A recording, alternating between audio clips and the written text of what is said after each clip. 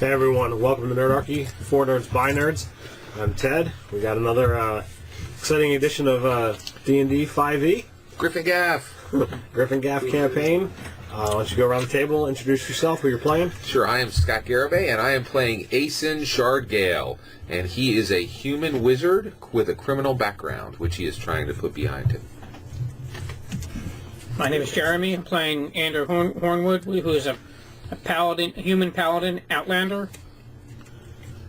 We got Nerdarchist Dave here, for Nerds by Nerds, playing Uthengar of Clan Blackiron, and I'm a fire wizard.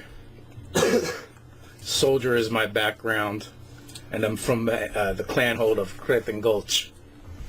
I'm David. I'm playing Thanos. He's a human druid with an urchin background. Alright, so when we last left off, the party had encountered an insurgence of gnolls led by a Fang who had the ability to slay a victim, and any hyena that fed upon the remains instantly grew to a full-fledged gnoll. Thank you to Watts for putting some rich history in your monster manual. Indeed. And that's literally taken right out of page 162. So I thought that was pretty cool and wanted to use it. So the party had made it back to Griffin Gaff to try and figure out how they were going to deal with this incursion that was growing by leaps and bounds. So the two elves, they said that they have ties back in their home city of Carchapathon, and they would set out at once to gain whatever aid they can from the elves. And they'll meet you back here in Griffin Gaff. Okay, so Ander and Thanos, and of course Uthengar, we do wish to wait for them, correct? My plan was to head to Craithen Gulge and see if we can seek reinforcements from the dwarves. That is a sound plan. So, do was thinking people about going on recognize my with pseudo automation. dragon, like as part of the group? What do you mean by do people? Just anyone, like in town or anything like that. He's talked to you guys, but for the most part, he doesn't really interact with the town. Because I was thinking, if I had him fly around like over to the the town's armed forces or whatever they're called, he could like send messages to through their minds, through his telepathy powers or whatever they're called. He's only spoken to you, I think. He's spoken to you guys, to all of you, and you don't believe he's got the ability to do that with everyone, just with within proximity of you. Okay. Well, that would cancel that idea out. And you kind of get the idea that like if there was an immediate attack, like the gnolls are coming to the gates right now, that would be potentially useful. But standard city watch would be able to deliver that message. It's not like a timely necessity. And right now, there's not enough gnolls to actually take the town. Yeah. What about recruiting and training citizens of Griffin Gaff? I feel like that would take the time we don't have. I agree with you, but I had heard that Taris was perhaps staying in town, and Taris couldn't. No, Taris went with Arbalason to Seek the help of the elves. To seek the help of the elves of Carchapathon. So you believe going to Craithen Gulge? Say it one more time. Craithen Gulge. Craithen Gulge is a better plan than trying. We already went to the what's his name? The half orc guard. The half orc that is on the council and is Rock. what is it? Rock. Rock. Harak. H-R-O-K. Harak. Sorry.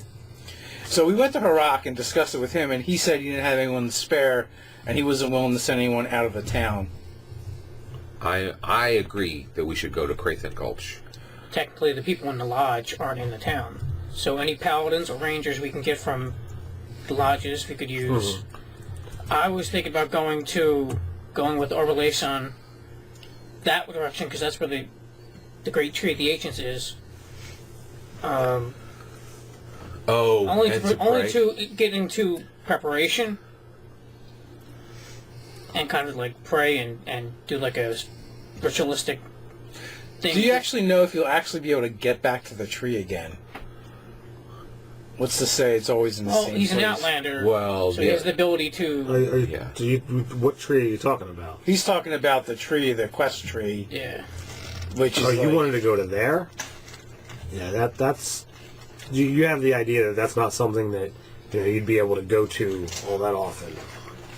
So he'll just he'll just stay in town and he'll go to the shrine that we've been building. Why don't you go with us and help us on our journey with the dwarves? Well, you're saying you really want to pray and call upon your god for help? Is that right? At some point, yeah. Well, what if he were to kind of go off into the woods? The only reason I'm saying this is he is an outlander with the elk, so it is arguable that he could easily catch up to the three of us. Can we do both of those? Or I could just go and just do whatever I got to do at some point. 'Cause he prays every morning, so it's not like... Okay, yeah, that's fine. All right.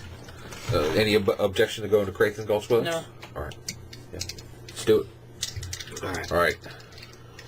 I'm certain you know the way to your own home. The paladin's like, we can't let the dwarf go by himself. Yeah. Agreed.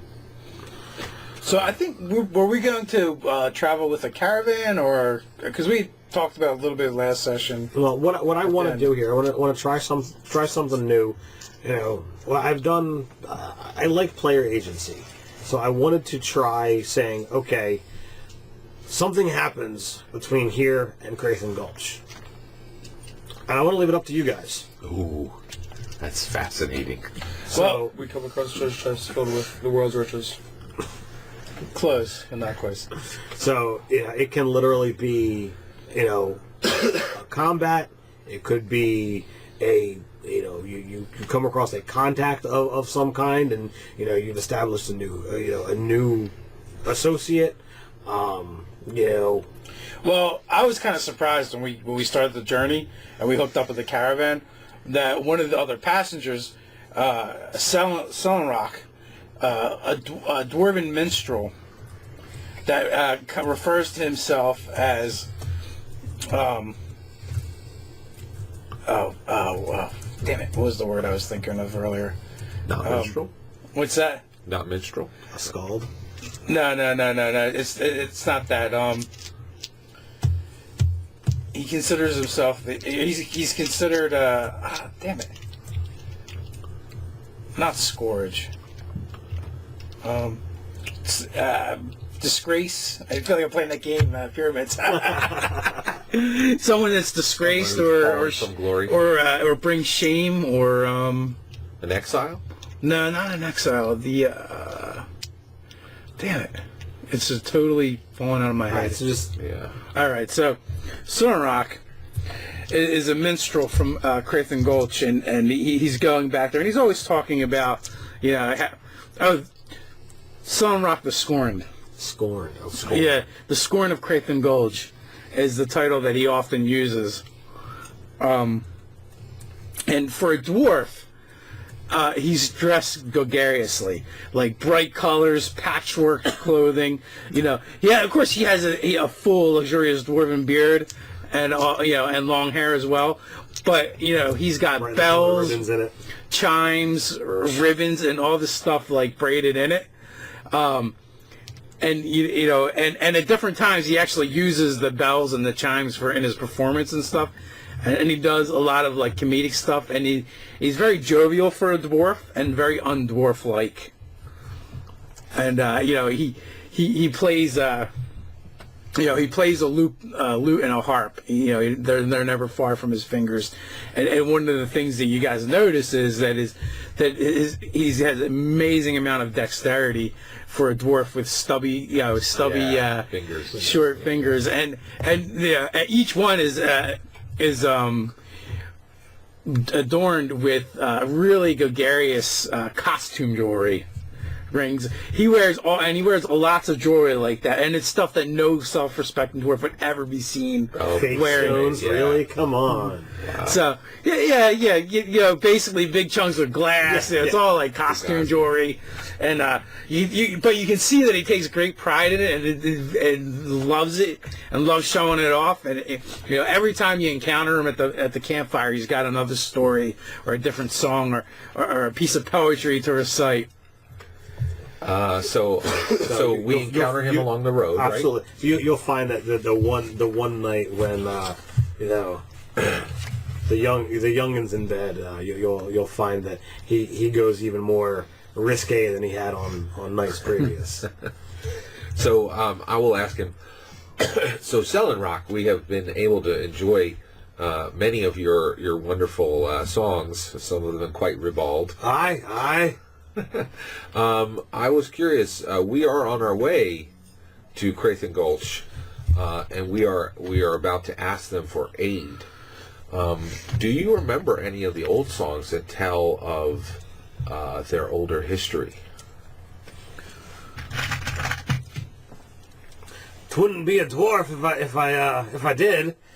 So he recounts a couple tales, and you know, Uthengar, you know, chimes in not with corrections, but you know, with lament. You know, knowing that some of these things are, you know, near and dear to his heart, and haven't heard another you know tell it so well in a while. Very interesting. So I will note I'll be noting people and events and maybe even calamities that happened. Okay. To kind of leverage when we're there and asking for help. Calling back to their own history, saying, "Oh, do you remember the time when you aided?" Well, you know, or when you didn't aid, the specifics. You know, you might you know remember from Gryffindor history is, you know, when 50, 60 years ago at this point in time, when the horde of humanoids decided to attack. It was, you know, when the dwarves stepped up to aid. They've actually are under contract to give so many soldiers to the town for defense. Okay. Which Uthengar, that's the reason he came to Gryffindor, is he was one of those. So Selling Rock, does he know a song about that? He doesn't, but he says, "Give me a few," and make one up. And he makes one up. And interesting. Okay. It's not as good as other stuff, but for on the spot, not bad. Well, the bagpipes trying to go with him. Okay. All right. Yeah. So he's trying to keep up. Andrew's trying to go with him. Anybody want to add anything else? There, you know, so we travel with him, you know, the whole way, since, you know, we were happening to go in the same way, same direction. It only makes sense. He livens up our campfires, and I find myself begrudgingly liking him, even though he's very undwarf-like. And you know, one of the surprisingly, he's very charismatic. Yeah. And one of the things, you know, about him is he never claims he never claims a surname or to belong to any particular clan. And if pressed, he'll say no clan will claim him in return. And you know, and I'm actually not familiar with him. I've never seen him around the hold before. And it turns out that he's been traveling for some time, and he's actually much older than he looks. He looks very youthful, you know. And you know, one of the things too, when you press him about stories and songs, he goes on and on about how those highborns with their tight arses are never going to lift a finger to help any wretched humans. And you know, you can see that even though he uses derisive terms, he doesn't actually feel them towards the other races. And it's during one of these nights when you're pressing him that a bear rears up from the wilderness, from the edge of the campfire, and you know, comes lumbering in, and he leaps atop along a large rock and begins playing his lute, and until he actually soothes the bear into a slumber. Wow, that's pretty cool. I'll say, Your tales of your skill have not been exaggerated. Truly, Solid Rock. It has been a wonderful benefit to travel with you. Yes. So, Go ahead. was Uthengar able to figure out what this small acorn is? You guys have not put a whole lot of effort into it. Well, last time you said, can I? Do you want to attempt to figure it out? Sure. Are you gonna use identify? What do you? Yeah, I would just use identify.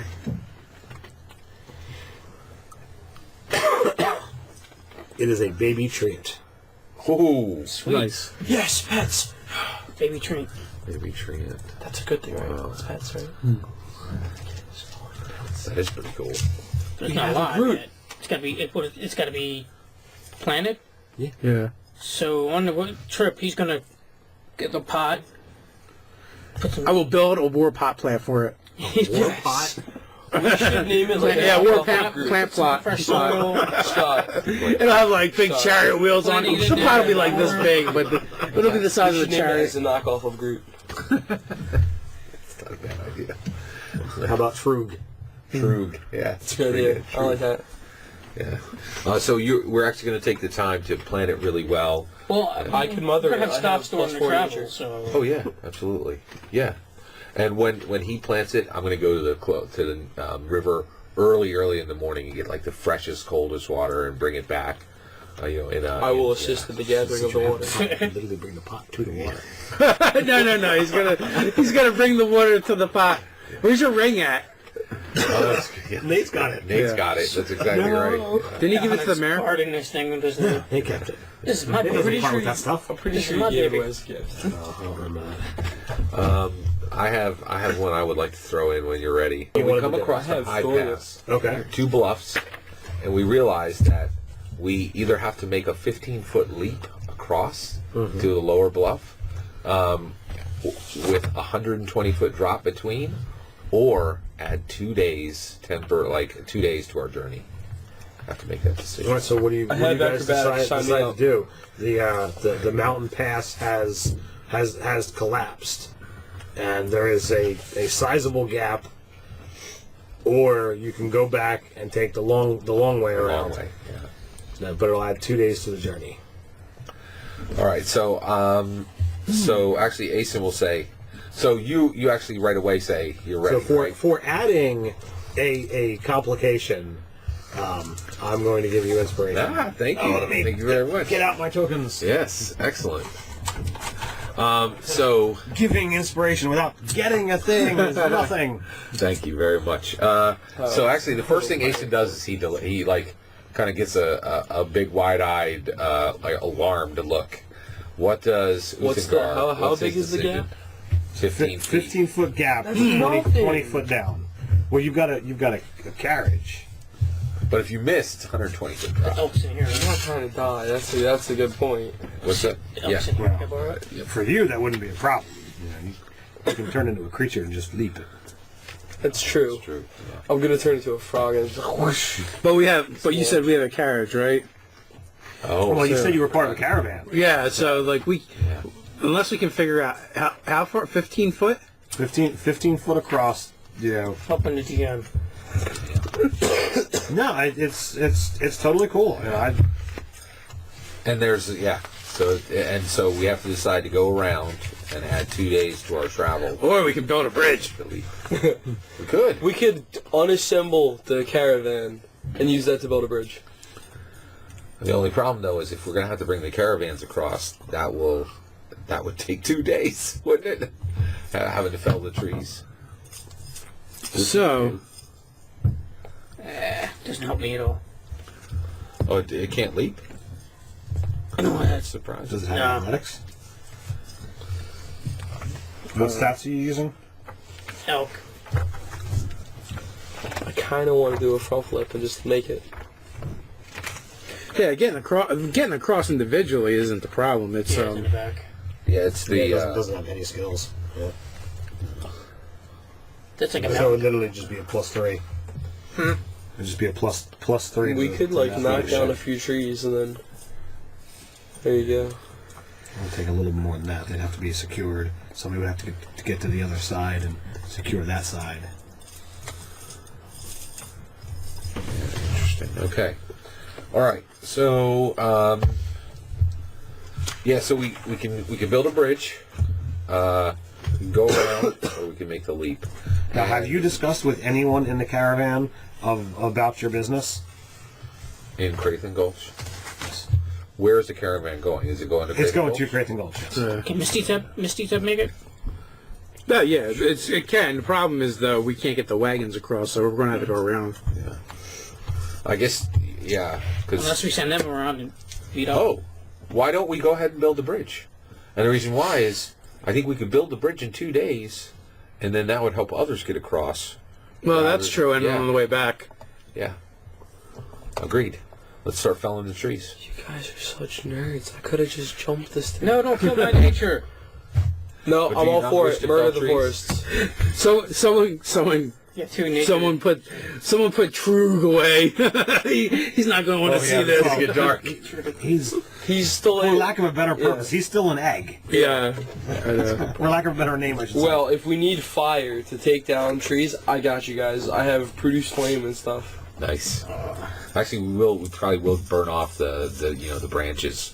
Do just keep conjure the large animals, roots. summon animals that can smash walls down. I mean, not walls, trees down, because I can do that. Yes. Well, that's not really a problem. So we're probably going to need about 6 to 8 trees, which are 20 to 30 feet high, and we'll chop them up and lay them down. I have a question. I hear we have a really good dwarf engineer. So, I have wind wall. Can the wall be like on the ground and you can walk over it? Or is that not a thing? It might hold one person or even like a gnome. no, it's or not. halfling. It's not. It's designed as a barrier. Because I figured walls are solid. Yeah. Except this is not. You can actually, what you could probably do. Do you have Druidcraft? Well, what's Druidcraft? It's a cantrip. No, I don't. My cantrips are produce flame, thorn whip, and resistance. Crappy druid. I have a druid crap. Thunder Smite. This was like the first character I built, so chill. So we will get to work on and now we need to think of a name for this mighty bridge that we shall erect.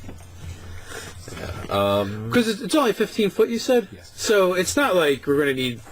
that's just a couple trees, especially big ones if we cut them up. I say we call it the bridge of the baby tree, Well, and, do you have- and then you- carve you the baby have tree into the middle of it. Saws.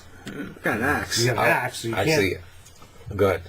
can't. So you could fell a tree and have, as he said, 4 to 6 trees.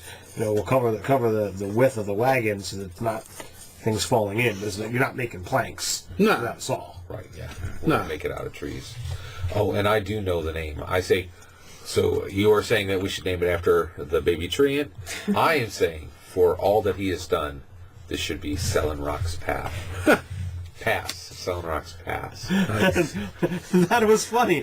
I was going to say name it after me. We should carve something into the center of it as well. Yeah. So like maybe one of his instruments or something. Yes. That'd be cool.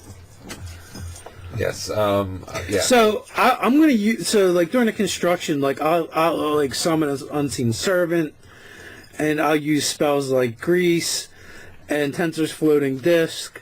I'll use lightning to cut off some of the smaller branches. Lightning bolt. Lightning bolt. That's just unleash all of our spells at once. If I was a real druid that cared about the forest, I could be cure on wounds after you knock the trees over. So, yes, we will go into full bridge building montage. Yeah. All right, Quick, speed up the clip. I mean, you have a dwarf Dave, sitting you're around. a party leader, so give me a roll with advantage, please. Oh, no. I have survival. I know how to chop down trees efficiently. Don't worry. I don't know what this is gonna fall in there. Could it be survival? Both of us have survival, so. Yeah. All right. That's not gonna do it. Nature. So 12 is the high roll. Okay. I don't know what you add to it. I didn't add anything. I imagine it's going to be intelligence and something. So if it's intelligence, then it's a 14. And then Any skills that you would think. Oh, we're Survival. aiding, so doesn't that give you an That's what. advantage? That's what. yeah, you you advantage. need to You got give me advantage. Okay. What about like survival and Survival, nature. and stuff? I do have knowledge nature. I have knowledge nature, and I also have smithing tools. Well, you could, so then, yeah, we'll give it to you with proficiency. All right, so that'll bring it up to a 17. So things go well. You guys are tired after doing this. So I do know, like, one of the things I'm definitely going to do is we're gonna find trees that are, in similar width, and then, actually, I will actually use my enchanted axe to shave down one side because it's only 15 feet. Right. Well, you have if the gap is 15 foot, you want at least 20. Yeah. Well, see that's it. So it's probably going to be like 6 across. It's probably 2 foot, 6, 12 foot. That probably works. If we have to go 7 or 8, we will. So I'll make the one side flat. And what we'll do on either side of the pass is we'll dig it out so it's flush with the ground, and it's nice and smooth going across. Tie them together. I don't have smithing tools written down, but I imagine I would have them because I've been blacksmithing for the whole game, and so I'll just minus the money at some point. So although I may not have the exact right tools, but I do have tools. Right. And I have no idea what Sullen Rock is actually carrying on him. And plus the caravan itself would have stuff for maintaining wagons and stuff. There's going to be a couple dwarves here that they're going to, lend assistance. There's a couple odds and ends, and since we're, trying to fix the thing, the people get involved and lend assistance. So one of the things I do, I use my knowledge of nature and arcana to once we gather up enough vines and actual tree limbs and stuff, and we affix them to the sides of either side of the bridge for railings. We then have the druid cast entangle to shape them. Yeah, that's an awesome idea. Yeah, it's a druid spell. I have that spell.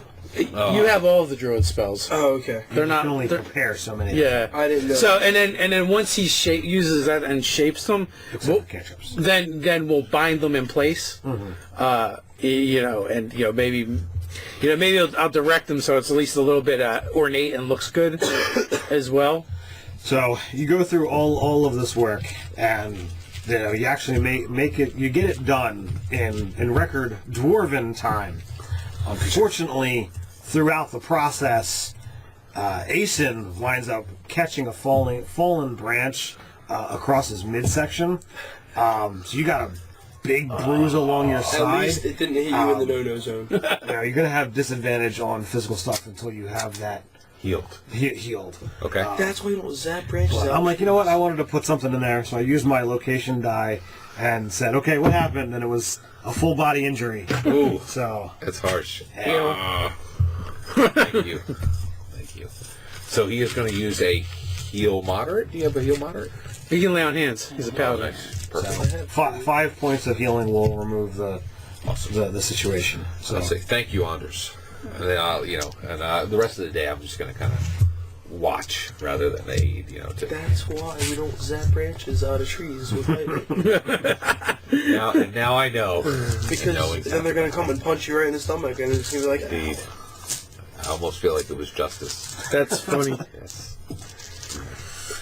Maybe, as we, pass over, I'll say, I do dub this Selling Rock's Pass, and then I'll look to all the other people so that hopefully it'll catch, and Selling Rock, perhaps Selling Rock the Scorned. something in this. We're tired, but we want to get across there before. Become Selling Rock the Hallowed. We'll rest when we get across. Great. I think the paladin and druid should bless it. Oh yeah, that would be good. Yeah. Bridge. Yeah. For all the villagers who will come across it. Just cast. If you do not believe it would be within your God's will, welcome then perhaps to not. Selling Rocks. I don't understand what the benefit will be. Don't worry about it. It's just a ritual thing. it's an RP thing. Role playing. Yeah. So And then when they end the prayers and blessings, I will break my 100 little piece bottle of wine on it and christen it. Nice. Selling Rock's Pass. Do you break it over your face though? That's the real question. no, he smashes it. Oh, Let's okay. go.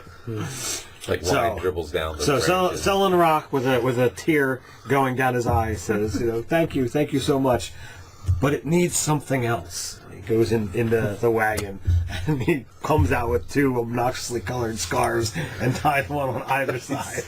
That's awesome. All right. Now we must press on to Craithen Gulge. Yes.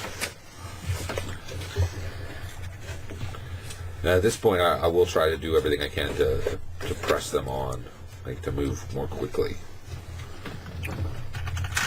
So without too much effort thereafter, you manage to make it to the base of the mountain, and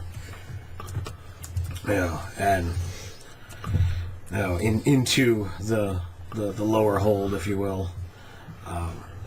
Do you want to describe what Craithen Gulge looks like? Your homeland, if you will. So jutting from the sheer mountain bluff is basically what looks to be like the outside of a castle.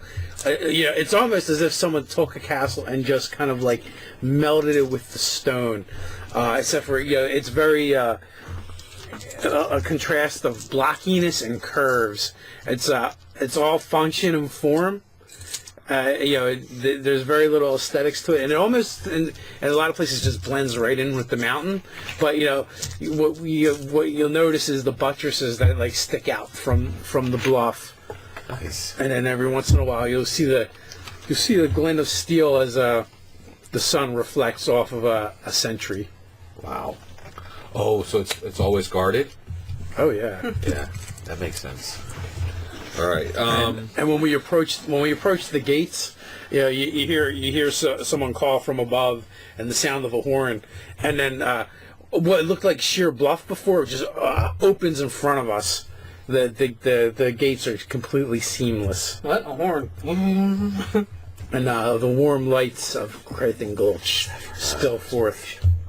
When we're close, can you tell me about Thistlewhelm, the leader of the caravan?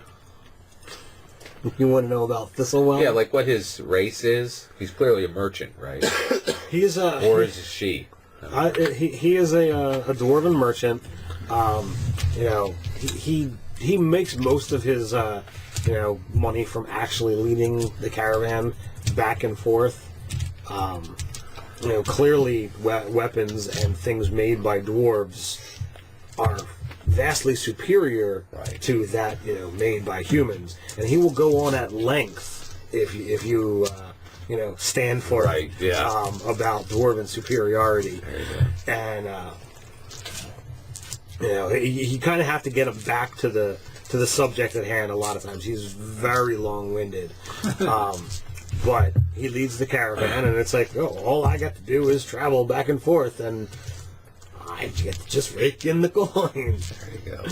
There's a little comparison to Sullen Rock. He's as normal a dwarf as you can get, but from the typical dwarves who actually like to make things with their own hands, he's like, it's too much work for me. So he drives the wagon and he makes the profit.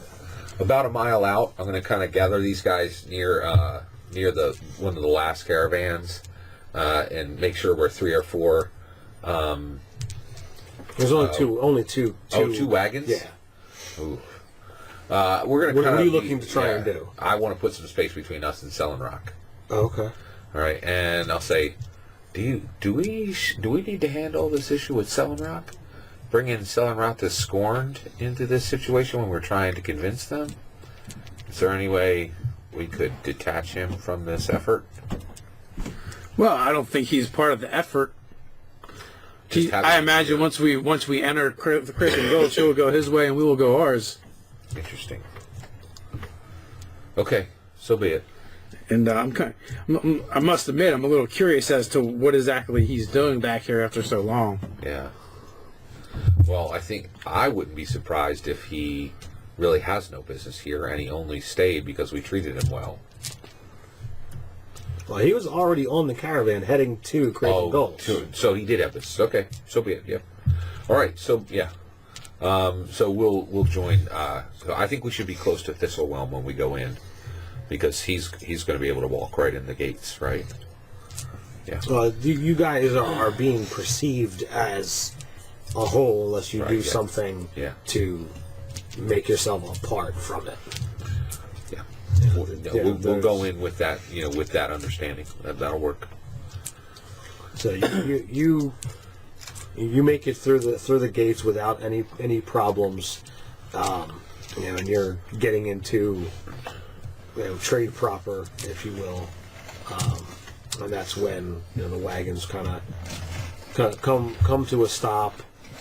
The animals are taken off to the stables before too much into the mountain happens. Tend to like being where they can't see the sky. And some of the people who were just paid travelers begin to head in every which direction. Sullen Rocks takes off his obnoxiously boisterous hat with a feather that you swear yesterday was a different color. He bids you all a fond adieu, and he begins heading in his own direction. Wait, before he goes, that sounded like mage to me. Can I make a perception check? That he is a mage and not a bard, as he is putting forward. Or I could do that. What's that? Or I could do that. Change the color. Yeah, I guess he could. I still think he might be a mage. Okay, I don't know what you're going to roll. Yesterday it was blue, today it's purple. So right. So my point is that throws a flag to me that he is a mage. I would like to determine if there's any other clues that fit that theory. I don't know if there was anything that would have pointed that out. If you wish to believe he's a mage, you can believe he's a mage. That could be simple. The hat Cantrip. could just be enchanted or something. Changing the color of a feather. Okay. All right. Before. Prestidigitation is both a bard spell and a wizard spell, isn't it? Probably. I'm not sure off the top of my head.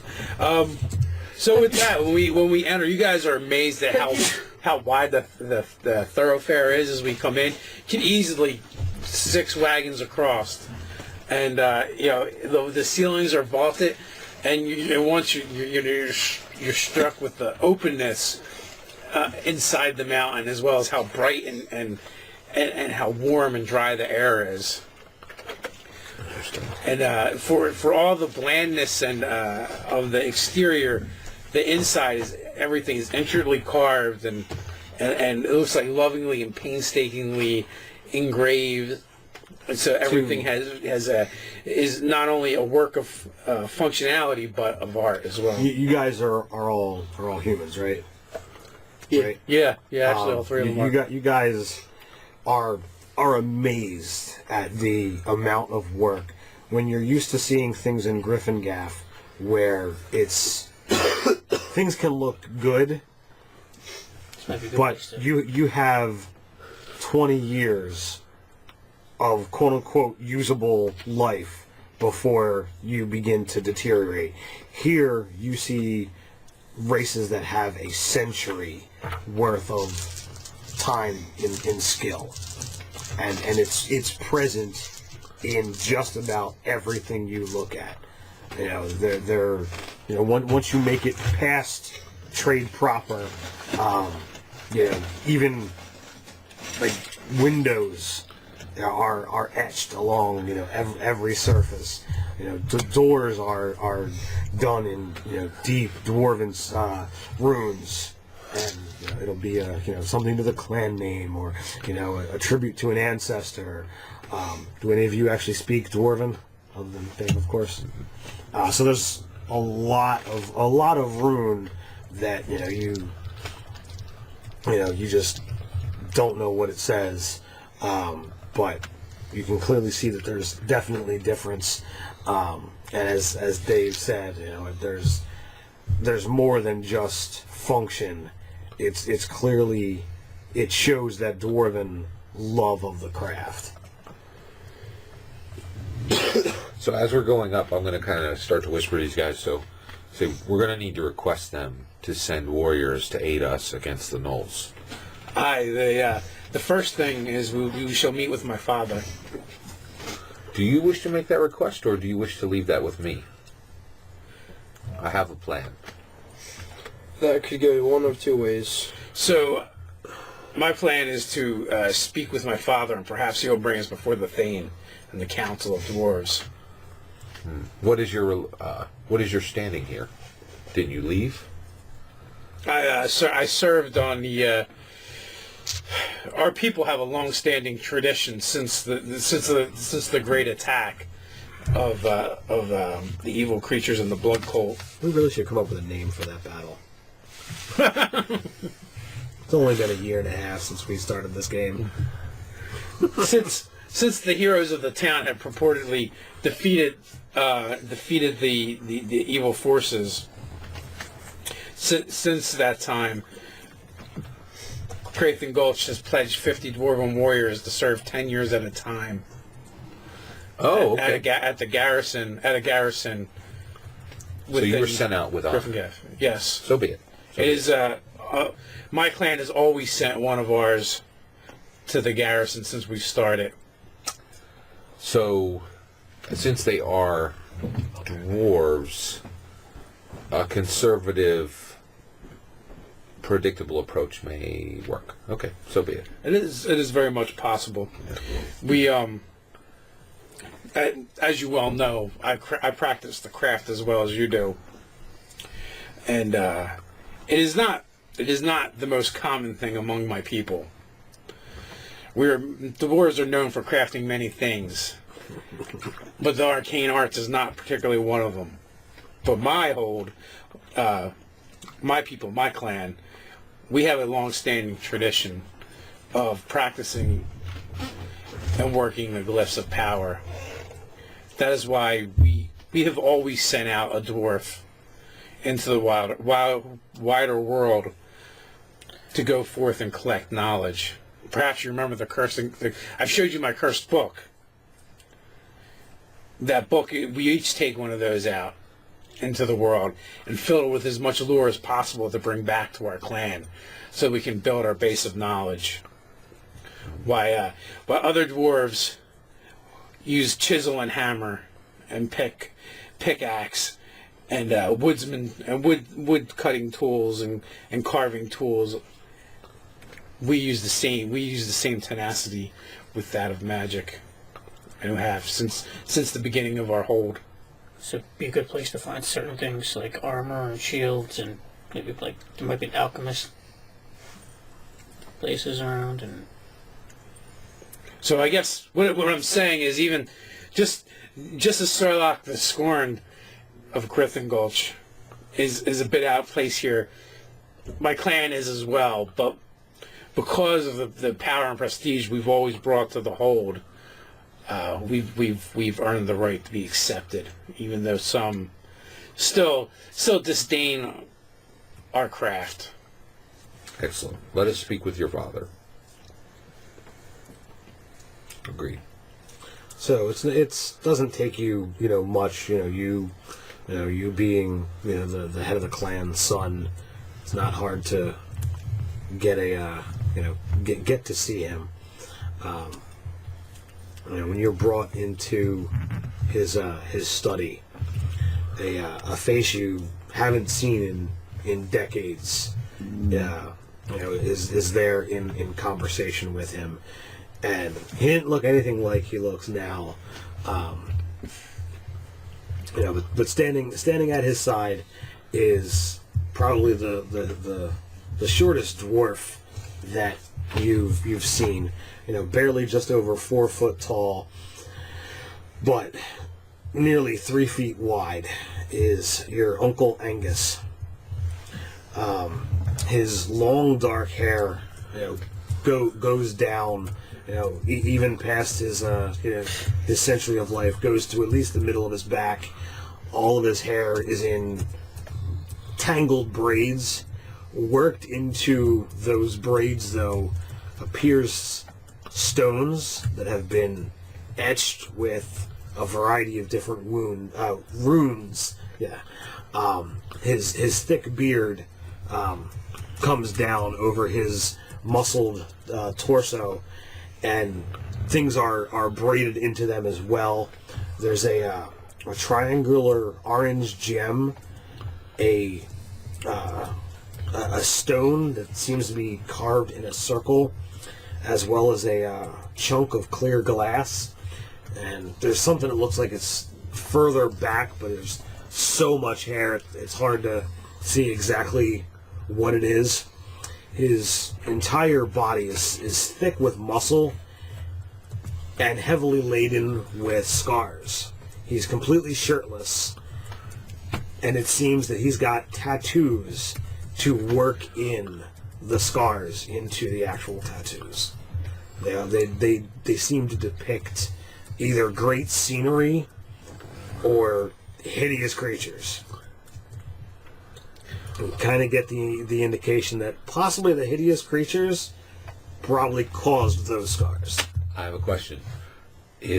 I asked Sunrock for stories of his people. Mm-hmm. Is there any knowing comment I can say that would help me, that would illustrate to him that I was aware of what his tattoos mean? Don't think so.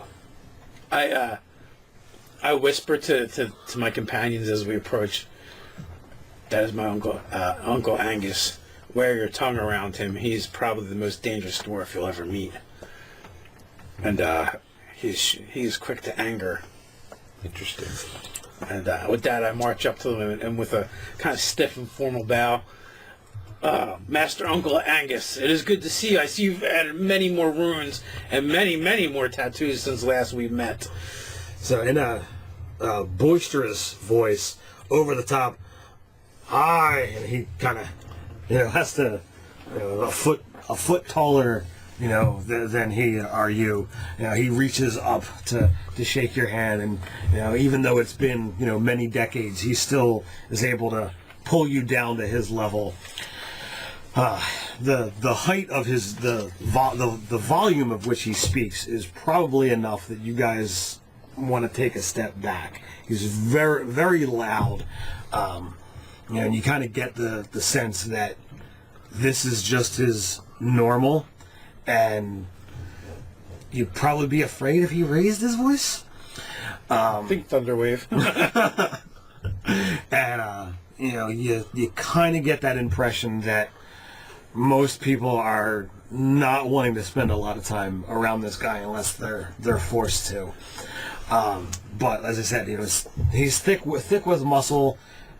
Just other than the bizarre appearance, a simple pair of dark red breeches and sturdy boots finish it off. Somewhere in the thick beard and eyebrows, you can see dark, intelligent eyes. And he always referred to you as little Uthan, and he continues to do so, even again as you're a foot taller than he. Little Uthan, what brings you back to the hold? Grave tidings, I'm afraid. And with that, I turn slightly from him, and an even deeper bow to my father. Lord Father, I have returned. Greetings. It is good to see ye home and safe, my son. But before I continue, let me introduce my companions. He takes a step back to take a better as overly boisterous as Angus. Uthan's father seems rather plain. Well-made garments, as you would imagine. Nothing more than is necessary. Well-made, but simple. Hairstyle and beard that seems to match exactly. If you wanted to add half a century or so, you would easily see, Uthan and his father looking almost exactly like.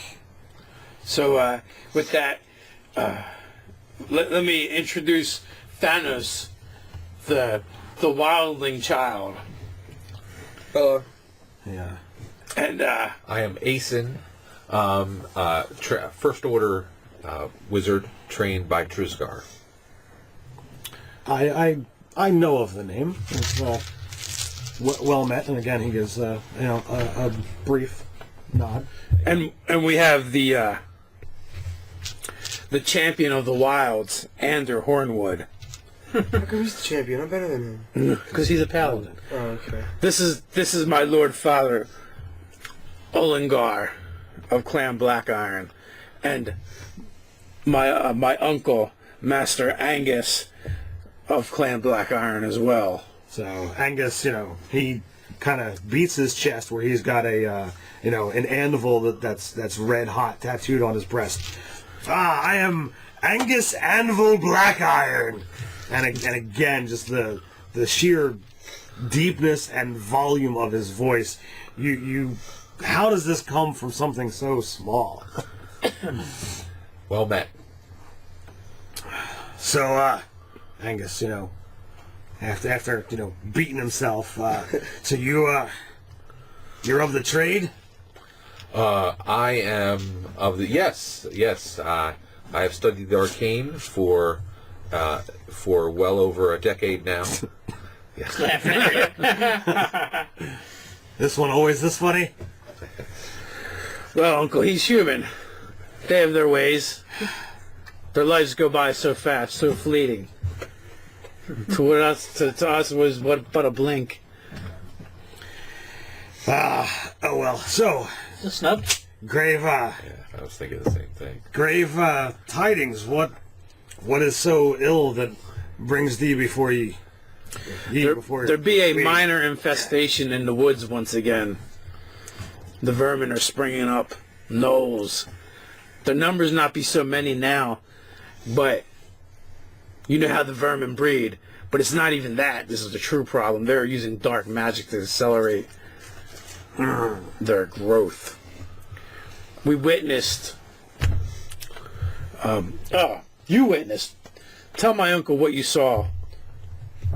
Okay. I don't want to talk to him. Come on, boy. Come on. So, there was the tall gnoll guy. He was taller than all of the other ones. And he looked like he was obviously the alpha. And he grabbed one of their hostages and just completely murdered her. And then he let a litter of cubs, whatever they're called, feed on the dead body. And all of the little cubs walked away as full-grown gnolls. They'd be breeding hyenas Breeding. to change into gnolls. That be dark Breeding magic takes longer than indeed.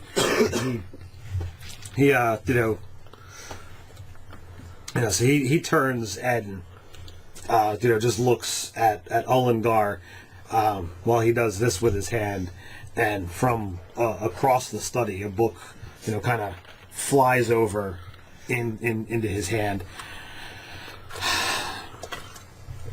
So you guys, they're talking in Dwarven, about like, okay, is there anything about this that rings true?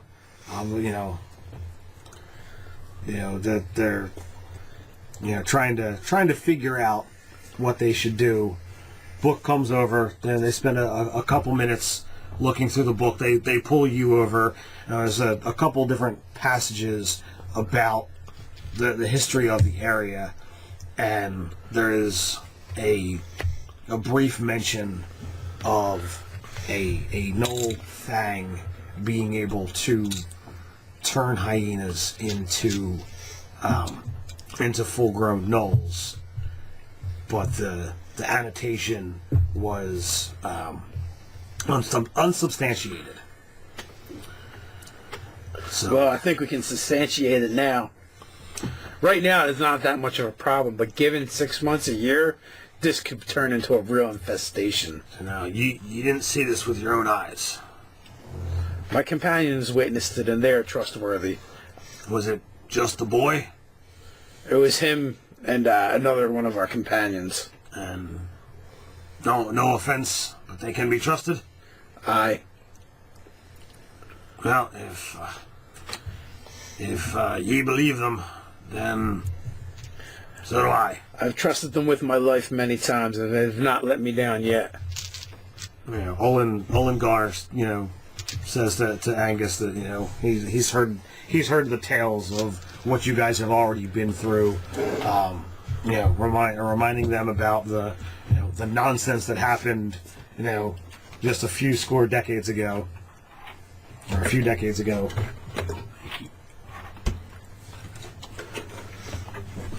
So what's the plan?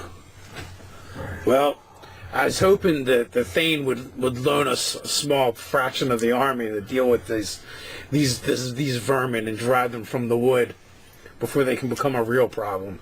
Even 10 stout warriors would aid us. Well, I don't know what the Thane will be willing to do, but I'll stand with ye. Thanks, Uncle. I have something to show you. Is it the baby tree yet? What's that? You're going to appreciate this, I'm sure. And no sticking it in your beard this time. So I shoulder off my pack and I go into it and pull out a rock. Oh, Let's see, it's his little buddy.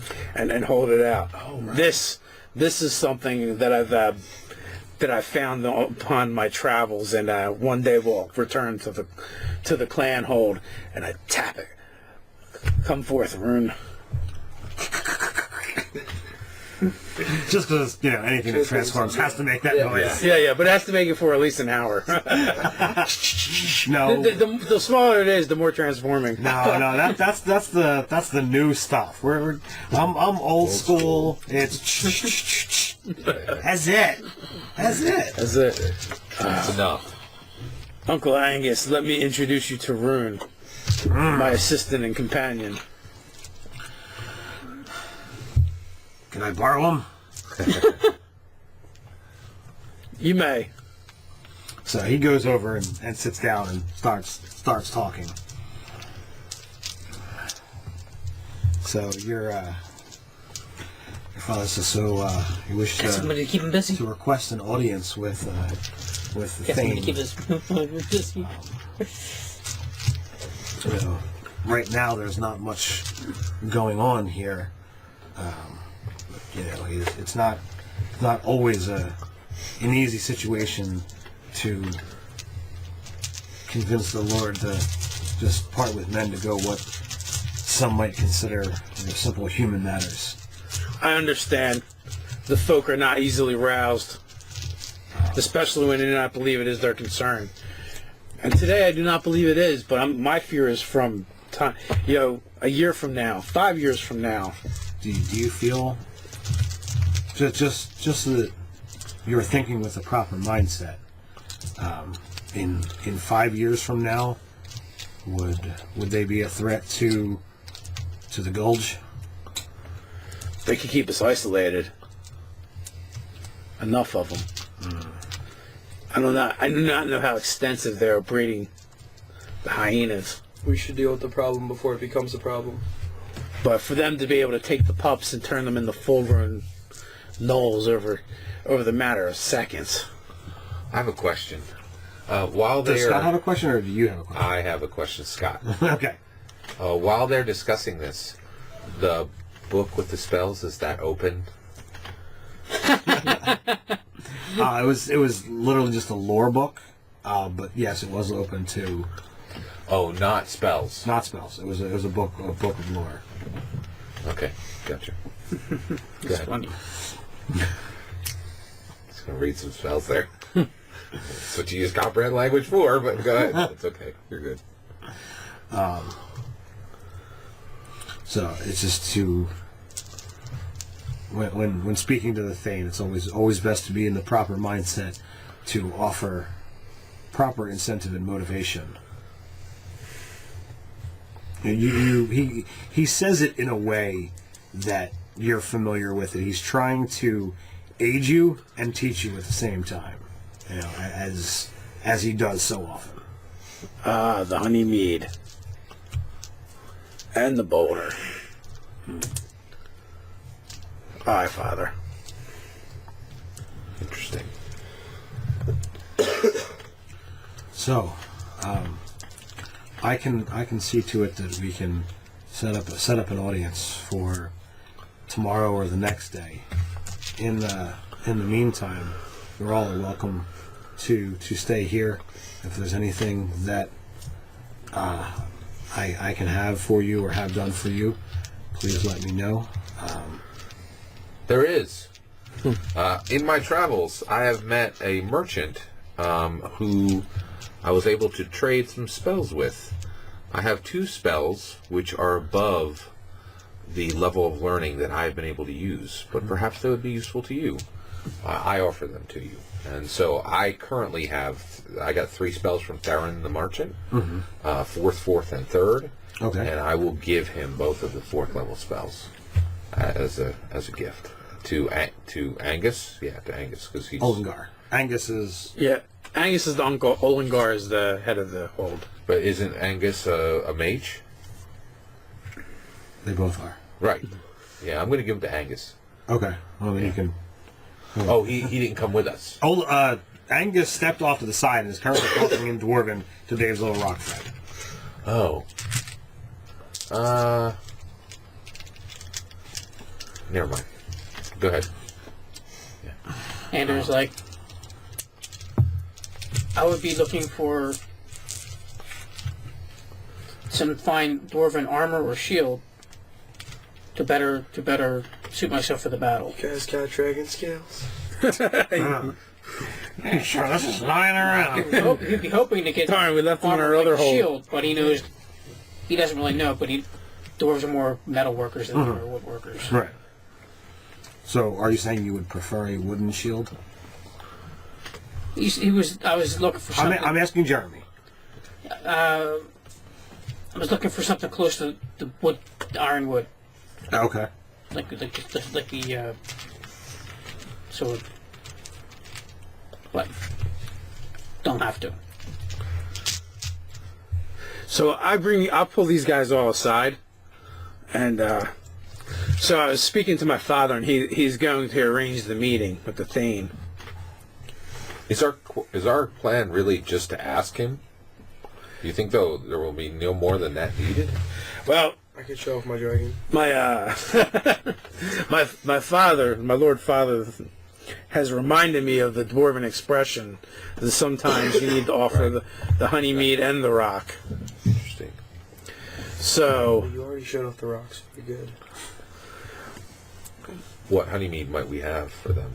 He's got that expensive stuff. But I Oh, think I see. it's more of a metaphor. Yeah. Yes, metaphor. yeah, so we have to convince him of the benefit to the hold. I think what we have of value is high influence within the city of Gryffindor. Since we have such close relationship with the mayor himself, is there anything we could offer from that position? I'm not so sure. I mean, we've already bonded.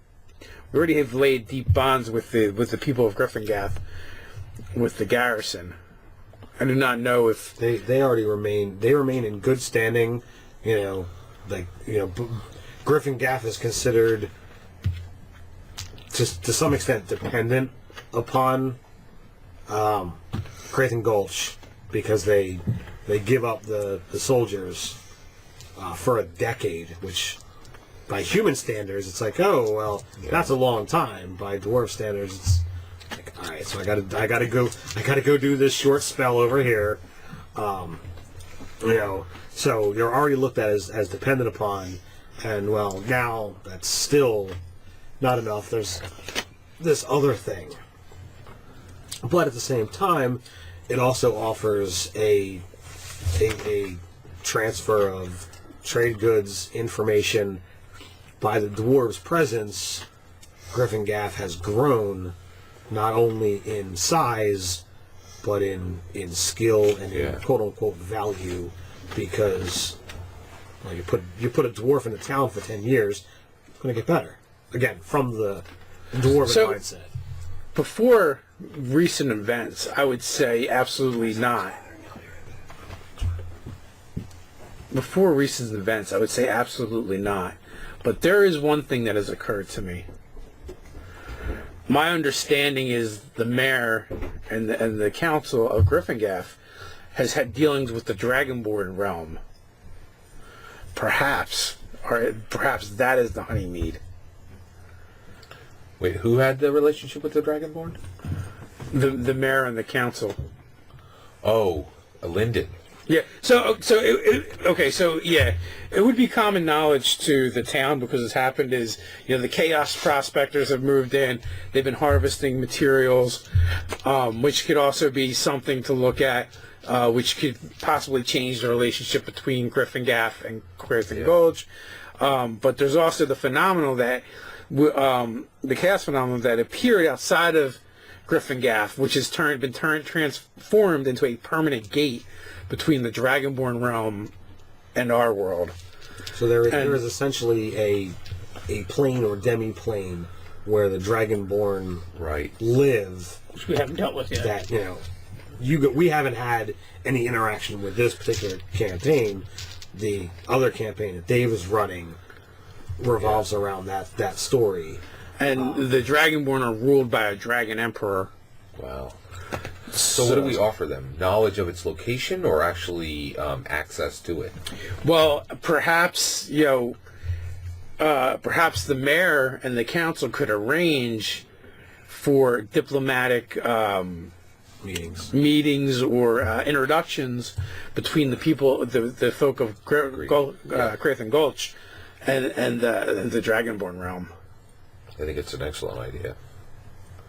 Yeah, and actually, we could say the mayor was ready to go and speak with them himself, but we could invite them along to be in on that initial contact, because that's a lot of value in it. Well, the initial contact has already happened. There's already.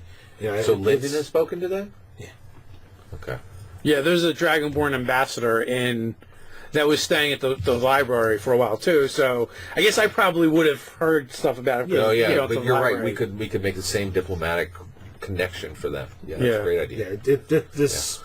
Yeah, the events of the two campaigns, they kind of go back and forth, and that's the unfortunate effect of not all the same players being in the same game. There's going to be bleed over in knowledge, and I just if it's not if you don't think about it. That's a great idea. Yeah, good. Yeah, I think it's a good idea. Let's do it. Yeah. So what I'm saying is, players, watch the other game, darn it. So, obviously you go back to your room. There's a handful of guest quarters in the other wing that these guys are shown to. Your father spends a little bit of time, with you, asking of your companions, and he seems far more open than Angus did about the trust, and he as opposed to the I'm going to teach you a lesson while I'm helping you. He's more interested in who are your companions, how are things going, what are your adventures, and the total caring father. When are you going to give me some grandchildren? Damn it! You guys are dwarves. You got decades before you need to worry about that nonsense. And then so I explained to him the plan, our plan to bring before the Thane as well. There's only been a handful of rumors that have come back talking about these Dragonborn. We still have seen none here in Craithen Gulge. Have you seen them? Have you set eyes upon these so-called dragon people? At a distance, I have not met any personally yet, though I can speak secondhand knowledge of them for my good friend at the Elven Library. Oh yeah, Halas Solaire is actually. What's that? Go ahead. Has actually spent quite a bit of time with Dragonborn. It's a long name. I'll get to that. Halas Solaire. MSLSLR, something along those lines. I Go ahead. got it written down here somewhere. That's okay. And if you recall from my earlier tales, he's the one that assisted me in breaking the curse upon the book. Right, yes. You've spoken at length about him. I know not all of our kind are very open towards the other races, especially Solar. elves. There you go. Thank you. Especially the elves, but I've found stout friendships amongst the other folk of the realm. Well, you'll find that many of the other clans don't get along much with the tree huggers, as they call them. But you know that the clan Black Iron knows that the elves know much about magic, and a strong relationship between the two peoples can only lead to increase in knowledge and spells. I do. I mean, there is even the rumor that our very own axe dancers originated from the elven tutelage amongst their blade singers. Indeed. Back when our peoples were united and had stronger ties. But that is since long ago. It is. Speaking of axe dancers, how is the young lass Aladras doing? Few hairs shaved here and there, but other than that, quite well. Good. So he'll spend the evening, chatting away with you if you have nothing else that you wish to do.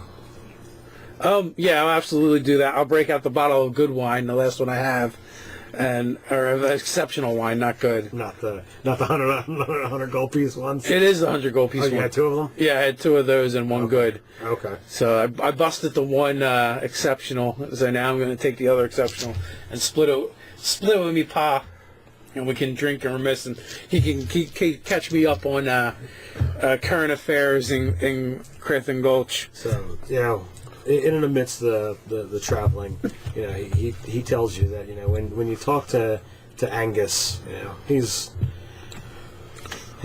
done a lot, but he's brought new magic back to the hold. Make sure you ask him about that. I will.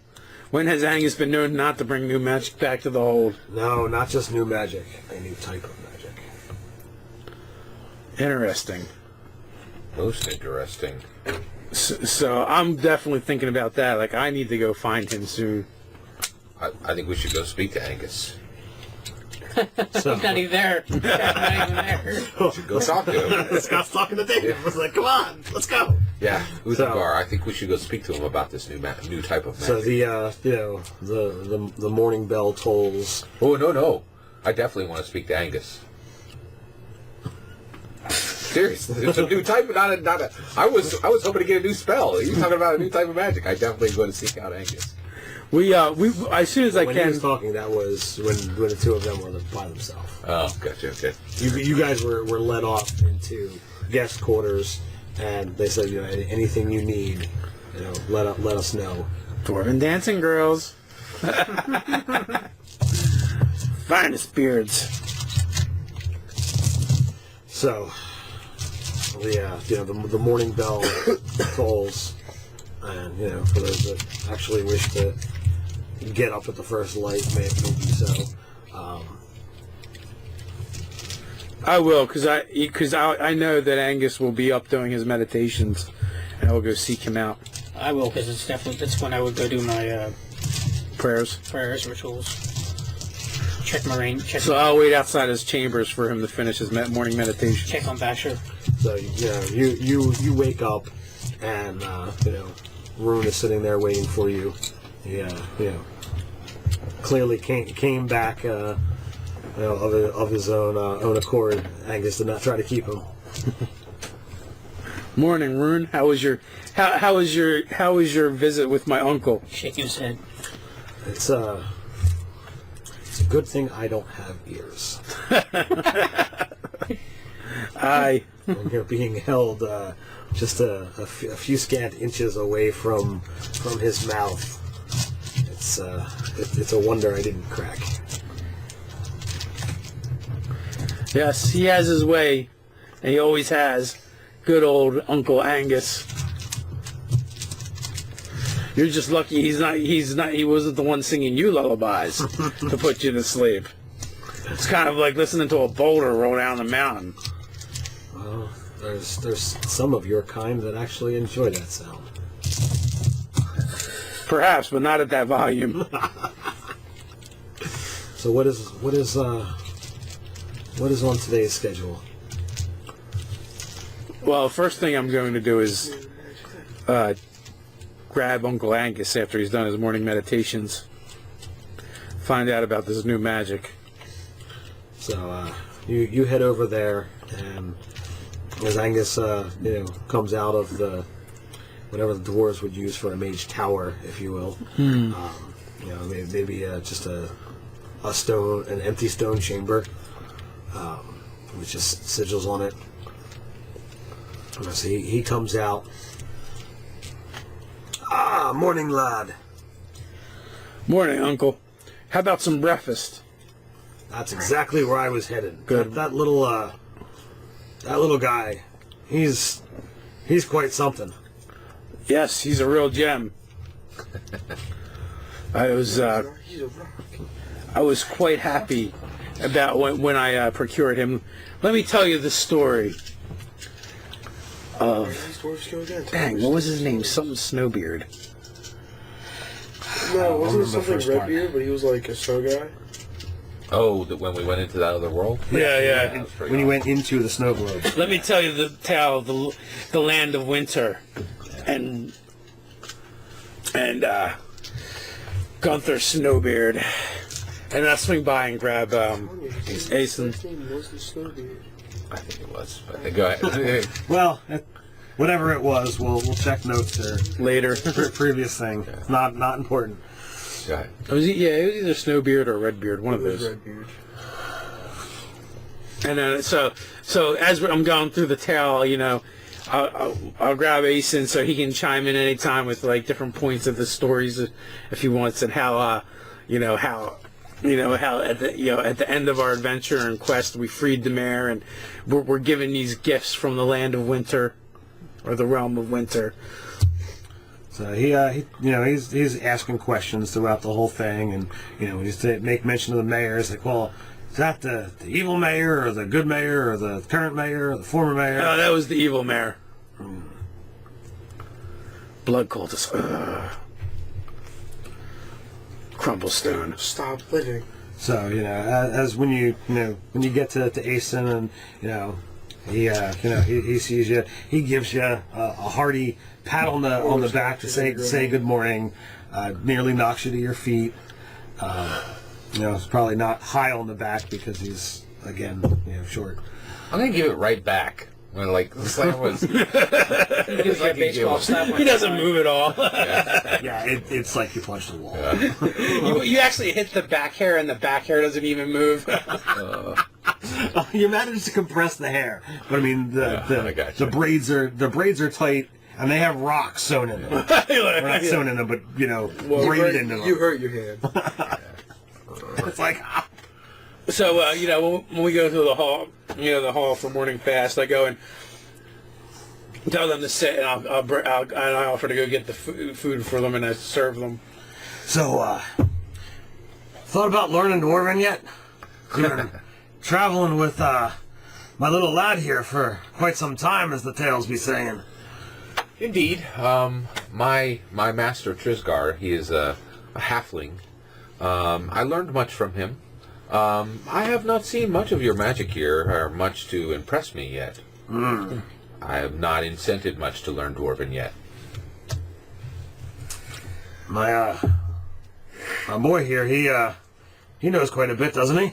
Indeed. I have absolutely seen... And he is not alone proven what our kind can do? Has he not yes. been a steadfast and trusty ally? Well, I will say, you're absolutely right. But Uthengar is quite different than those I've seen in the tower here.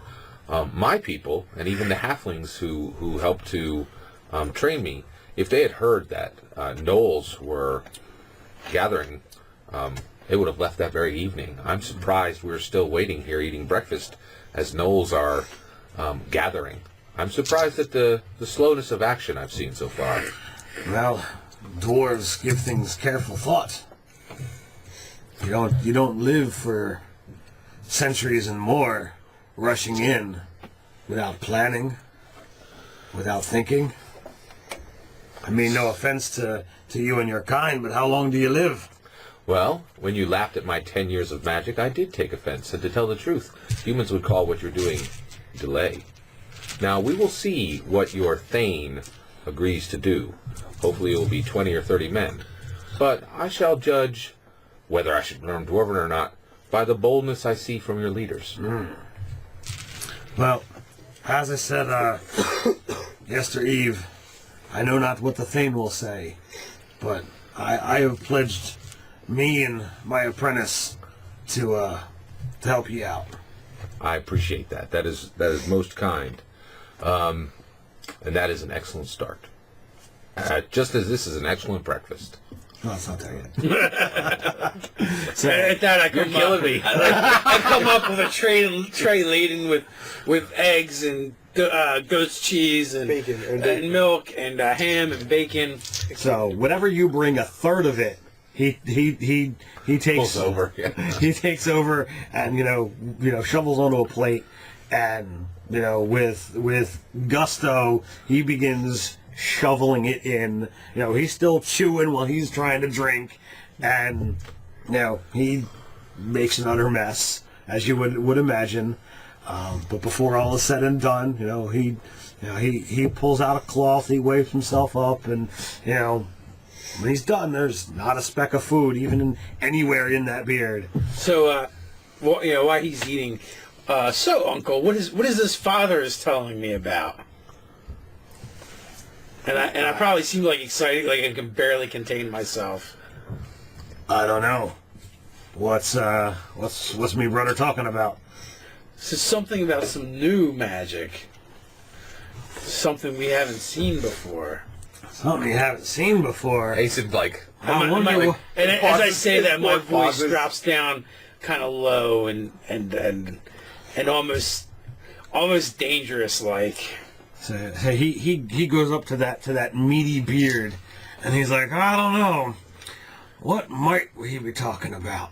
And he pulls the triangular orange crystal out of his beard, and as he pulls it out, it's been threaded and worked quite well in there. So he's got a yank to get it completely out, but you can see that it's a fire opal, but it's got some kind of sigil on it, and it doesn't look that it's been like it doesn't look like it's been carved there. It looks like it just appears in the center. Yeah.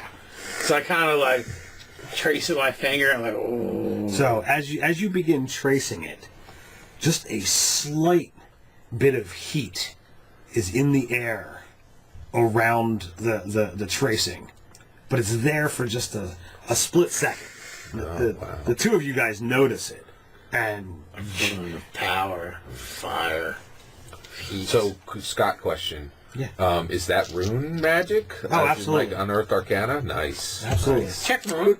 See what he tinted with them. Quick question. Can I get one of them and feed it to my dragon and have him breathe fire? That is Because I would like to do that. old swing. 6,000 going. We'll talk. Okay. So wait, so he held it out to him and he touched it, right? No. Just presenting it. He presented it, and you guys saw the rune literally inside, and he just traced, the almost F-looking rune in the air, and there was heat coming off of the air where it had been traced. It's interesting. So he shoves it back in. It's interesting. Can you do that to Ron? Say, Now I'm impressed. I have a name for this kind of magic. It's called beard magic. You have to have things in your beard to be able to do it. He's a beeromancer. That's it. Sir. So, I thought it quite amusing when your little friend had told me his name was Rune, and yet I have brought back literal ancient runes to the hold. That is amazing, Uncle. Well done. Well Even done. Truscar did not have the like. It's a whole new kind of magic that you expect. Your name will live forever in the Book of Deeds for this. That be me hope. So he pulls the fire opal and he puts it down on the table in front of you. You can tell that as he's looking back and forth, like he clearly views these things as like a prize worthy of a child, like of his child. So like it's never out of his sight. And he pulls out a spherical chunk of granite, and again you see another what do you call it? Another symbol on it, but it again it appears natural. He pulls out what would appear to be like just a chunk of glass, but it looks like it's in motion. And then from deep within his beard, he's got to like lift up layers until he pulls out this. It looks like ice, but it's like white and blue. But it's like someone just went towards that like and pulled an icicle off of a gutter or an overhang, and he lays that down. And he's like, these are the prizes that I have found and brought back. So I look it over and raise an appraising eyebrow at him. You've set the challenge very high, Uncle. Now, I'd be having a bit more years. So I'll say, clearly these are objects of great magic. In my travels and in my adventures, I have received one object of great magic. And at that point, I'm going to pull out the Book of Knowledge and say, I will offer you this in trade for any of these runes. What is so special about that book? Well, it allows you to have knowledge of virtually any topic once. Its frequency is difficult to say, but I've been able to use it frequently, once per day. Is there And the range of subjects does not appear to be limited in any way. I can ask a new question each day, and it will aid me. that seems that seems pretty interesting. Most indeed. So is there one here that you would favor? So, yes, the spherical granite.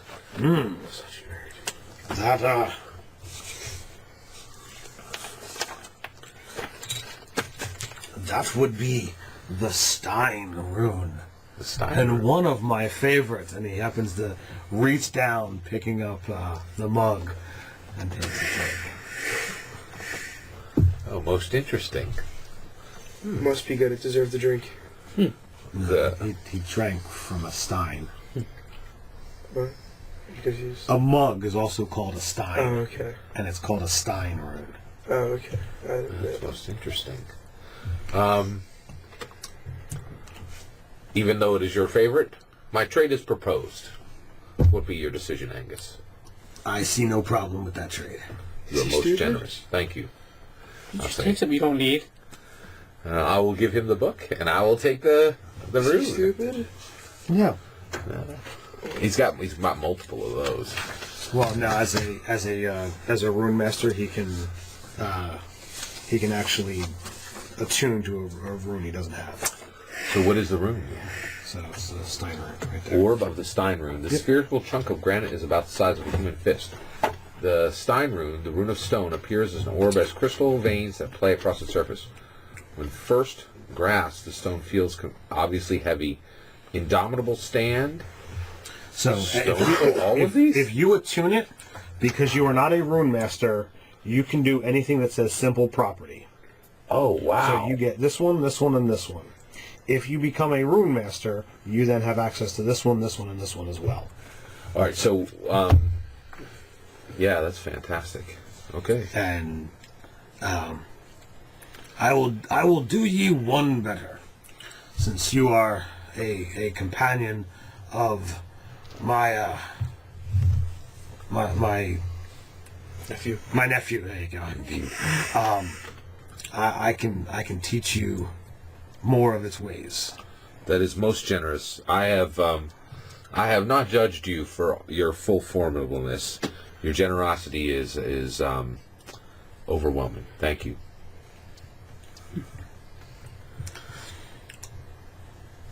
You look like you have something to say. I'm just very impressed, Uncle. Very impressed. So did you, what did you discuss with Rune last night? Well, first I talked about ancient Dwarven history. He's been around for quite some time, and he's apparently traveled with a good number of our kin, and has even crossed into several areas of new land. As some refer to it as planes of existence, and he told me the grand adventure of living inside this sack, which was inside a small viewing sphere, if you will. It was pretty bizarre, and he was crafted by a dwarven wizard. He wasn't Black Iron, sadly, but was a wizard of our ilk. One, a dwarf wizard who felt that this was definitely the proper way to go. His tales were long and wonderful, and we passed just telling stories, and I discussed with him, the ability to use magic through runes as opposed to through books, and the fact that his name was Rune, we got much enjoyment of this. The only downside, he had no interest in ale. Yeah, So, well, eventually, I'm not sure he has a stomach. eventually things kind of grew heated, and since he refused ale for 3 times in a row, that's the end of the meeting. It is most unfortunate. I'm afraid of not, Uncle. I did not know if he has the means to drink ale, but he's the first. He's the first accomplishment of my own legacy. And But hold on, before you go there, come now. The dwarf offers you ale, and you can't drink it. At least pour it into your face. It's an insult to not drink with a dwarf when he offers you ale. perhaps the customs were different back in his day. He is. But I offered thrice, and he still refused. I will work on educating him on the more modern dwarven stance. He's made by a Save this for dwarf. somebody who's dying He's got to know how to be a dwarf. The next thing you have to work on medical. is you need him to get a beard. That, you know what, no, Uncle, that is actually a very good idea. He would look quite fetching with a beard. Do you happen to know any good stonemasons? We're in Craithen Gulge. I'm gonna give him That is true. Can I get a stonemason over here? He's gonna put a beard on him. We need I'm gonna have to have the drug cast spike growth on his chin. I might have that. I have spike growth. There we go.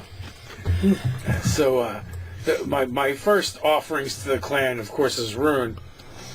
Once I'm done my walkabout, and then I've also have this, and I pull out the axe of stone and offer it to him to check out. So he He walks around it, eyeing it up from multiple angles. Looks a little crude. Feel it. So he literally rolls his shoulders, goes over, he picks it up. You fighting with this? Aye.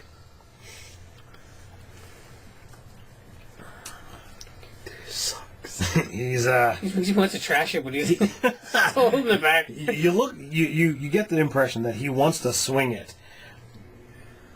but he doesn't want to either break the table in front of him or the axe and get you upset. I think It's quite heavy. So I take it from him with one hand, and then start kind of like twirling it around. He literally walks over and like grabs your bicep. He looks at your hands. You don't appear to be wearing any gauntlets. Lifts up your shirt. Sees that you're not wearing any belt. He thinks you're on roids. I've actually never put it in anyone else's hands. No one Put it in else the has blacksmith. What's that? Blacksmith. The blacksmith? Oh, did he? Blacksmith and Rylor. Oh, right, okay. Kind of going back to that stern adult. He says in Dwarven, "Explain yourself." So I tell Actually, he's got to be doing this. He's got that bent knees, arms on his hips, and he's giving you that glare. What was the holiday called? Just become up again. The Festival of Hearth and Home. Yeah, so I tell him to tell the Festival of Hearth and Home when when we were of the figurines that I had crafted and how they had all been animated and started attacking, and then at the center of the disturbance was this great beast made of pure chaos, and it was once a fine steel dwarven axe, and when I struck the creature, the axe changed to stone. And I had forgotten. I've only ever let one other fellow handle the axe, and it appears to handle different in my hands than those of others. And let's see the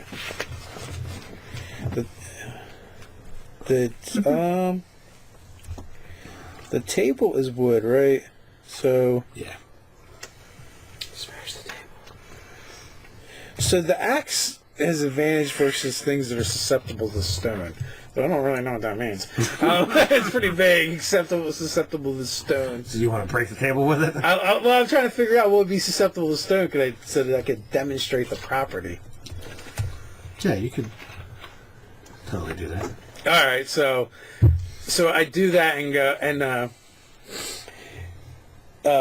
so we're probably like at a public place or whatever, and so I look over to the bar where the barkeep is and the owner, and I pull out a small pouch of 25 gold and throw it to him, and then in one motion, my back is now to the table because I'm facing the bar. I spin and I twirl the axe above my head and bring it down dead center in the table and split the stone table in half. Whoa.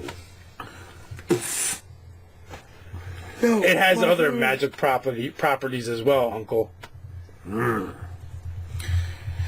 See, and you're sitting here, arguing about my little trinkets, and he picks them up and spends a couple minutes jabbing them back into his beard. Well, I seek to bring glory to the whole, just as you do.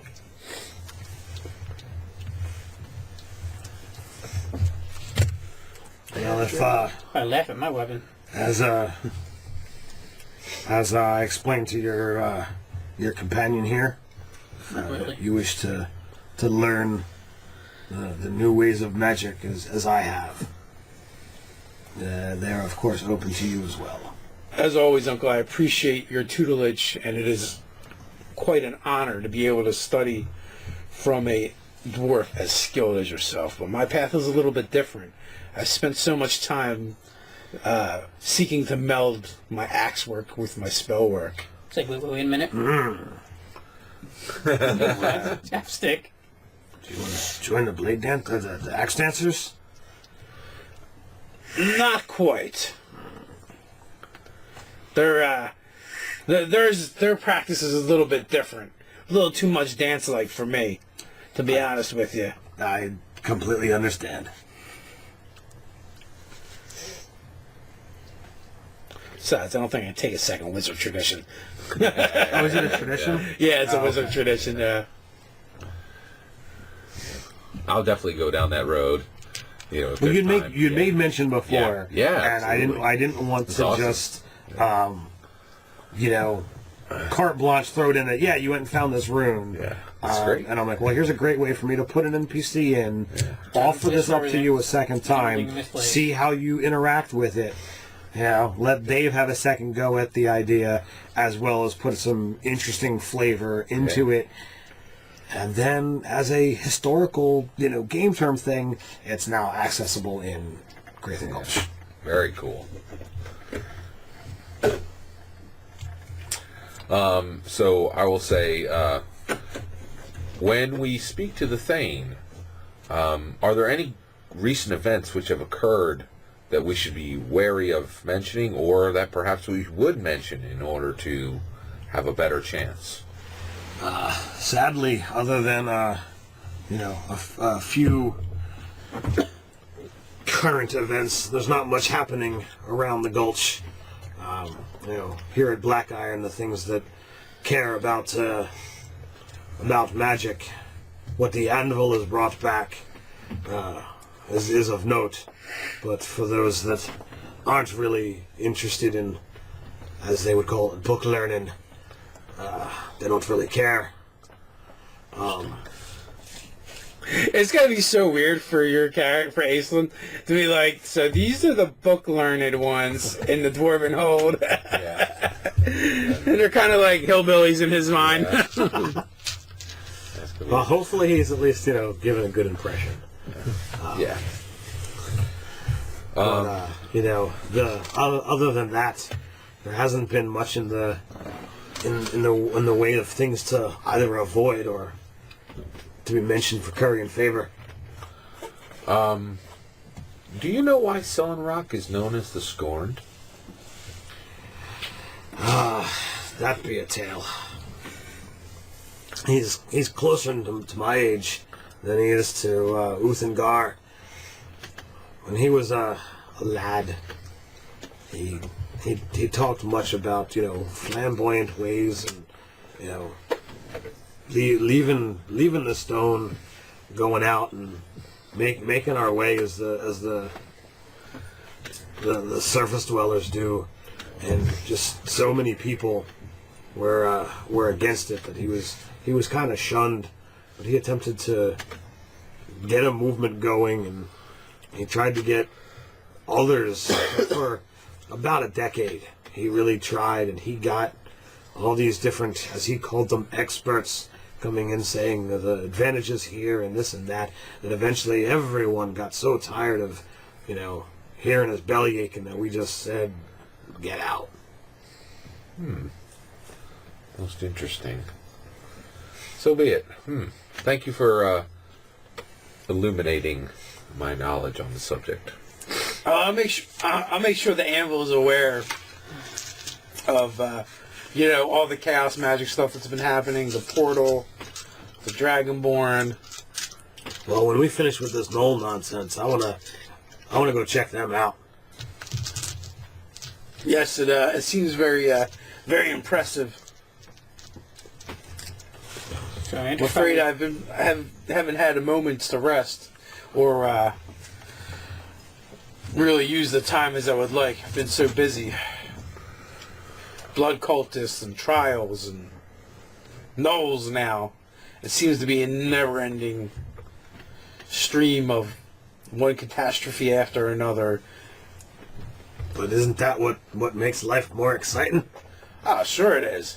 But there's these Dragonborn to go investigate and check out. And unfortunately, I just haven't had the time. So Andor will probably spend most of the morning. He'll probably go around. He'll probably try to check the CDC, see what kind of religious temples and stuff they have in the city. Well, at some point, I would have mentioned to you that you might want to check out the gardens. Oh, that's So right. what yeah. he'll do is he'll probably go check out the gardens after his morning, or maybe he'll do his morning prayers there, As and then with come back for lunch. as with Clan Black Iron having a fondness towards magic. There is a section of dwarves that seem to have far more vibrant green, worked into every aspect of them. You do find a dwarf tending to the gardens, and you're not certain whether it's been dyed or He's got his plant. He's got his with him. His little pot of soil. And his, you're not certain whether the beard and hair are dyed green or whether he did something to make it natural. But as green as grass, that's the color of this guy's hair and beard, and he's Does he tending. keep going on about doodads? You don't hear anything about a doodad, but he does. He's tending lovingly. As he's going about the gardens, you see that he's not allowing like a single weed or anything to get in there. Everything is lovingly tended, almost to like, do I need to be concerned about you kind of level.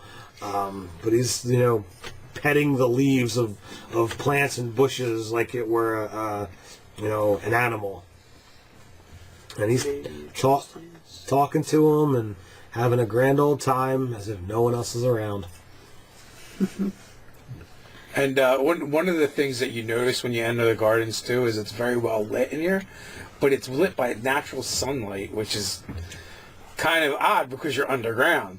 But when you look to the ceiling, what you see is there's these shafts that have been cut into the roof, and towards the bottom of the shafts are these shiny reflective surfaces and crystals that seem to refract the light and bounce it all over the place.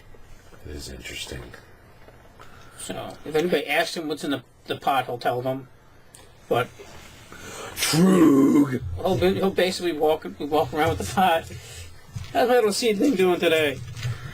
Do his little put it down in front of him. Do his little his prayers. The dwarves that are not wearing green don't really seem to care about your little pot. The ones that are in the gardens, they seem to be going about their own schedule. They'll give you a looky-loo to make sure you're not doing anything that they don't like. But other than that, they're not really trying to engage you in conversation. Listen, let's first for practice with this. No. He wants to see them put down the weapon because it's wood, and he just smash something. That's fool's metal. Yeah, okay. All right. Actually, I'm going to try to intercept him before he comes back. And I'll say, I am concerned that our request may be denied. Do you think we should have an alternate plan if they deny our request for aid? Dave, what do you think about the clan name Stone? I'm not thinking that they're going to deny the aid. So you think it will be forthcoming? His uncle's already I like that. Yeah. put his name to it. So be it. All right. Good. I'll come back with him, and we'll be at that point. We should be ready to go see the frame. There it is. Say again.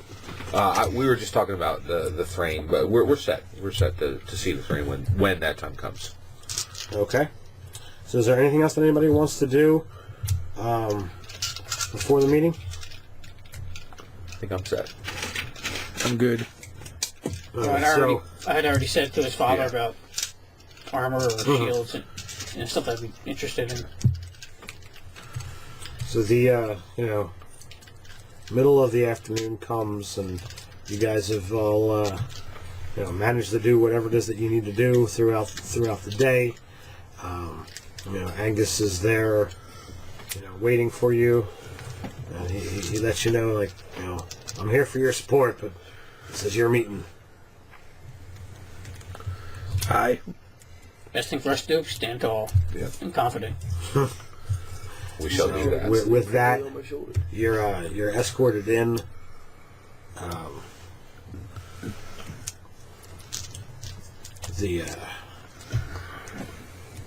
The Thane sees you. He begins talking, and you guys realize at once that he's speaking Dwarven, and you've been around enough to know that he's doing a greeting as he sees the perplexed look, at least momentarily cross your face, and he grabs up his scepter, taps it onto his throne. You can tell that his speaking parameter, or his speaking pentameter, doesn't change, but you now can understand him. So Pretty cool. Yeah. It's like a mass comprehend language. That's nice. Yeah, it's more. And he doesn't have to lower himself or sully himself to speak the common tongue. However you want to interpret it. He's a dwarf. He wants to speak Dwarven. I think we're kind of good character would be down if he says the truth. Interesting. So, again, I offer greetings to you and yours. Welcome in my hold, as long as you're keeping the peace. Master Black Iron has asked for this meeting, saying that there are grim tidings for Craithen Gulge and the surrounding area. Speak your case. Well, thank you very much, Thane. Rowanloth. It is quite an honor to stand before you, and that you would even consider to gift us with your presence on such short notice, especially. The favor is not lost upon me. Let me introduce my companions to you. Ander Hornwood, the champion of nature. Aeson Galraven, Shardgal, Yes. of Master Tristan? Trisgar. And Thanos, the young wildling. Again, welcome to my hold. We come with grim tidings. So it is bespoken to me. Beyond the hold, in the wood, gathers a force of those dogs, the gnolls. They're invoking dark magics to bolster their numbers. And I'm afraid, given time, it will become a threat to our trade routes. Though they would never be able to breach the mighty Craithen Gulge, for our walls are tall and strong, and our men and women stout of heart. But I'm not so sure about our neighbors. Right now, their numbers are too small to move against anyone. But if they continue to grow at the rate they are, keep practicing this foul rite that they have done, sacrificing innocents to bolster their ranks, turning hyenas into hyena pups into full-grown gnolls in a matter of seconds. You clearly caught him for a loop there. Aye, they invoke this dark ritual where their leader, the Gnoll Fang, slaughters innocents, and at his feet he brings forth full litters of hyenas to feast upon the carnage, and within moments from those pups spring full-grown gnolls. Now that is dark indeed. It is, and they have kennels of the beast to increase their numbers. I'm I'm afraid that it will threaten our trade routes eventually. But even before then, Griffingaf is exposed. They are in open ground. Their walls are yet not built, though they've been, though under the my good friend, the Master Mayor Helmsworthy, they have been seeking to fortify, as any wise leader would. Well, I have not spoken to the new mayor, though I honor the contract we have with Griffingaf. Yeah, I've had the privilege of traveling with him quite a few times. And he aided me in uncovering the blood cultists within Griffingaf, the former mayor himself, who I personally executed. As you should have. So I come here to plead with you to lend me some of Craithen Gulge's axes to put down these abominations. So there is profit to be had in just dealing with the nonsense, but spilling dwarven blood needlessly when there is so many things that they could still yet undertake. I agree, and I would never venture to put one single dwarven life at risk if I did not believe it was necessary. Now it would be easy to sweep this scourge from the land, but in time, it is going, as they dig deeper and plant the roots, it is going to be harder to get them out. It's true. And I'm sure that the folks of Griffingaf would be ever grateful, perhaps so grateful that they might even return a favor to us.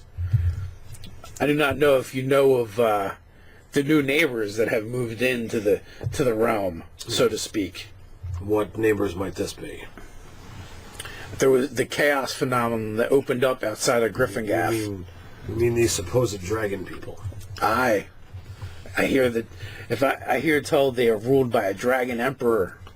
We know dragons are not but legend. I would have said so and agreed with you last year, but I've seen the dragon men walk amongst us. Well, perhaps... Can I just, point to my shoulder where the dragon is clearly sitting there? That's not a dragon.